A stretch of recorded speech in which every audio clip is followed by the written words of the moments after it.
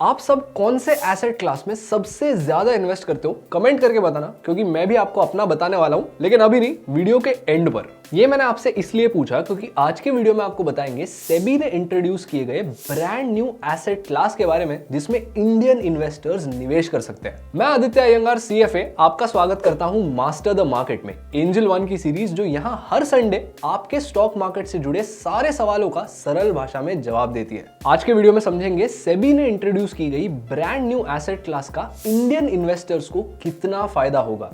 इस वीडियो को एंड तक देखना क्योंकि आपको समझ आ जाएगा ये एसेट क्लास क्या है, कैसे वर्क करता है और क्या वो आपके लिए सही भी है या नहीं। वीडियो की शुरुआत करने से पहले हमारे YouTube चैनल को सब्सक्राइब कीजिए, बेल आइकन दबा लीजिए ताकि ऐसे high value educational videos miss ना हो। अब देखिए, भारत में अगर एक बंदे को इन्वेस्ट करना है तो उसके पास कुछ एक्सट्रीम ऑप्शंस है। अगर आप चाहते हो कि आपके पैसों को एक थर्ड पर्सन प्रोफेशनली मैनेज करे तो सीन बहुत कॉम्प्लिकेटेड है। आप या तो म्यूचुअल फंड्स में इन्वेस्ट कर सकते हो जो पब्लिक इन्वेस्टमेंट ऑप्शंस होती है, जिसकी मिनिमम इन्वेस्टमेंट अमाउंट 500 से 1000 रुपए की होती है। मतलब म्यूचुअल फंड्स के बहुत ज्यादा एक्सेसिबल होने की वजह से वहां पर कस्टमाइजेशन के ऑप्शंस आपको नहीं दिए जाते।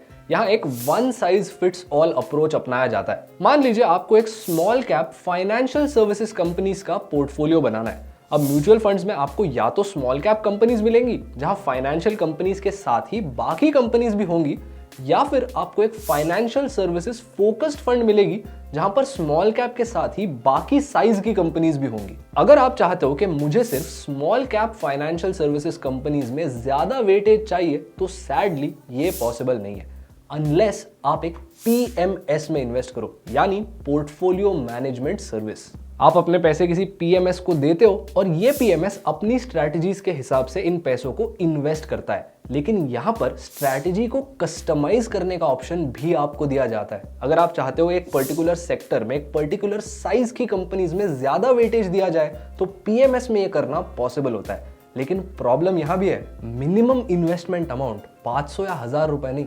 50 लाख रुपए है। तो आप डिस्पैरिटी देख लो, 500 या 1000 रुपए की म्यूचुअल फंड या फिर डायरेक्ट 50 लाख रुपए की PMS।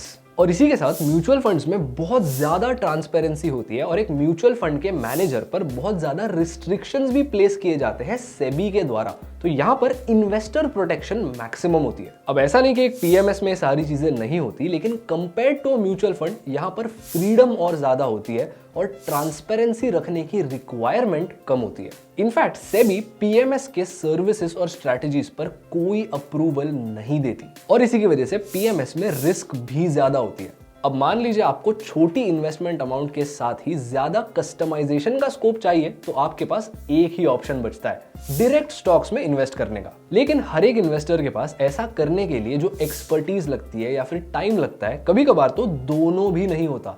इसी के लिए सेबी ने एक brand new asset class introduce की एज अ मिडिल ग्राउंड। आपकी कन्वीनियंस के लिए आ चुके हैं स्पेशल इन्वेस्टमेंट फंड्स या फिर SIFs।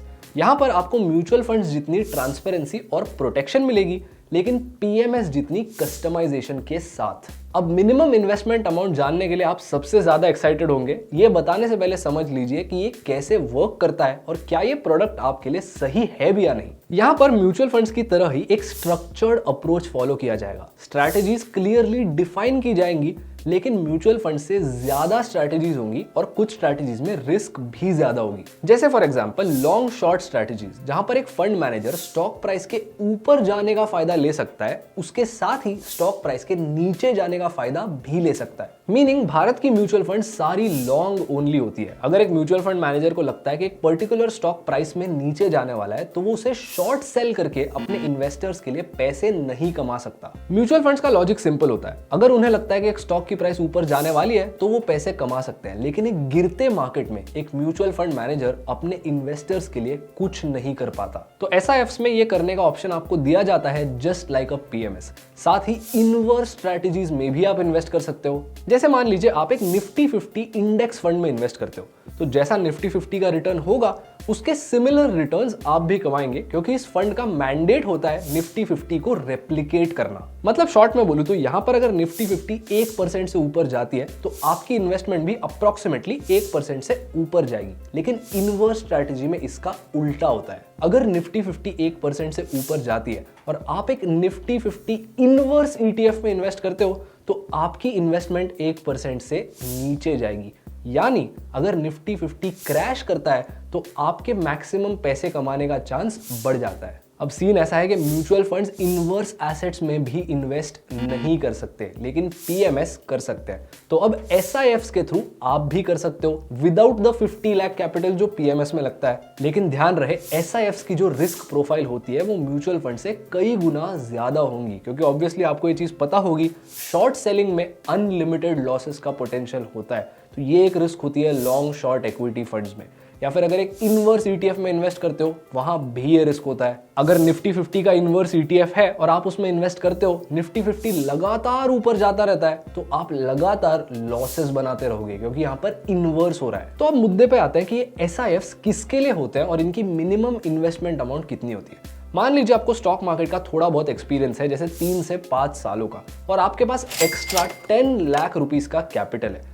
आप सोच सकते हो कि इस 10 लाख रुपीस के कैपिटल को मैं म्यूचुअल फंड्स में इन्वेस्ट कर सकता हूं, लेकिन ये आपके लिए शायद बहुत ज्यादा वेनिला हो जाएंगे। आप इतने भी ज्यादा बिगिनर नहीं हो, और इसी के साथ 10 लाख रुपए इतनी बड़ी अमाउंट भी नहीं कि आप पीएमएस में इन्वेस्ट कर सकते हो। तो यहां पर एसआईएफ्स आ जाते हैं, क्योंकि आप और ज्यादा कॉम्प्लेक्स फाइनेंशियल प्रोडक्ट समझ सकते हो, आप उतने एक्सपीरियंस्ड हो, लेकिन आपके पास पीएमएस में इन्वेस्ट करने जितना कैपिटल नहीं है, लाइक अ मिड पॉइंट। और बिल्कुल इस एग्जाम्पल की तरह एसआईएफ्स की मिनिमम इन्वेस्टमेंट अमाउंट होती है 10 लाख रुपए। एनीवे, मैंने आपसे कहा था कि मैं आपको अपना मोस्ट इन्वेस्टेड एसेट बताऊंगा।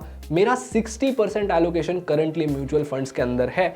आपका कौन सा है कमेंट करके बताइए, और ये भी बताना कि आप एसआईएफ में इन्वेस्ट करोगे या नहीं। और इस वीडियो से कुछ नया सीखे तो लाइक कीजिए, हमारे चैनल को सब्सक्राइब कीजिए, बेल आइकन दबा लीजिए, ताकि ऐसे high value educational videos miss ना हो। मैं आपको मिलूंगा अगले संडे, तब तक के लिए keep learning and keep improving.